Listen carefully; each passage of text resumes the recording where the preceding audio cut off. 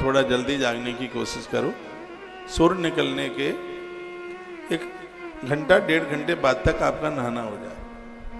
बहुत देर दोपहर में नहाते हैं, उन्हें 3 बीमारी बनती है, बात, पित्त और कफ, जिसे हम सर्द गर्म कहते हैं। बात में शरीर फूल जाता है, मोटा हो जाता है। पित्त में अंदर का तंत्र कमजोर हो जाता है। कफ में फेफड़े खत्म हो जाते हैं। ये सर्द गर्म मिलती है। कभी भी आप गर्म पानी में ठंडा पानी मिला करके कभी ना पीना, तो ठीक नहीं है। उसको थोड़ा इंतजार करो, अपने आप वो ठंडा हो, उसमें मिलाइए मत। तो देखो लिखा है, निज कुल इष्ट देव भगवान, अपने इष्ट की पूजा के लिए पूजा हेतु की स्नान। मैया ने स्नान किया। क्या लिखा है? पूजा हेतु की स्नान। इसका मतलब है कि स्नान है वो चमड़ी चमकाने के लिए नहीं होता।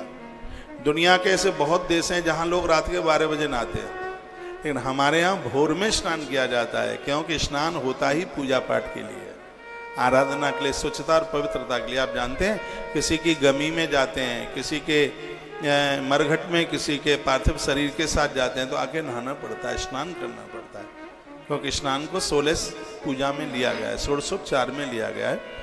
पूजा शुद्धता का, स्नान शुद्धता के लिए है, पवित्रता के लिए, इसलिए नित्य स्नान कीजिए। और हमारे ग्रंथ में तो ये लिखा है कि 1000 काम करने से पहले स्नान करो। और मैं प्रमाण के साथ श्लोक बोल रहा हूँ। शतम व्याय भोक्तव्यम, 100 काम करने से पहले भोजन करो, तो सहस्रम स्नान माचरेत, 1000 काम करने से पहले नहाओ। 1000 काम करने से पहले स्नान करो।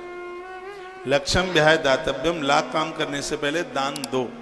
और कोटिम तक्ताम हरिम भजेत, करोड़ काम करने से पहले भगवान का नाम लो। ये दिनचर्या है प्रत्येक दिन की। क्या आप सब लोग आज नहाए हैं? पक्का? अच्छा, धन्यवाद है। नहाने के बाद में धुला हुआ कपड़ा पहनने का अभ्यास करो, यानी वही उतार दिया फिर वही पहन लिया, धुला हुआ। ये जरूरी नहीं है नया हो, लेकिन ये जरूरी है धुला हुआ होना चाहिए, क्योंकि रात्रि को पहना हुआ कपड़ा कफन से ज्यादा अपवित्र हो जाता है, क्योंकि देह के 9 नाले गिरते हैं, अपवित्र होता है रात्रि का पहना हुआ कपड़ा। इसलिए पूजा पाठ में वस्त्र धुला ही होना चाहिए। ये चौपाइयाँ तो आप घर में भी पढ़ लेंगे, लेकिन उनमें एक महिमा है, विशेषता। देखो क्या लगा, पूजा हेतु की स्नान।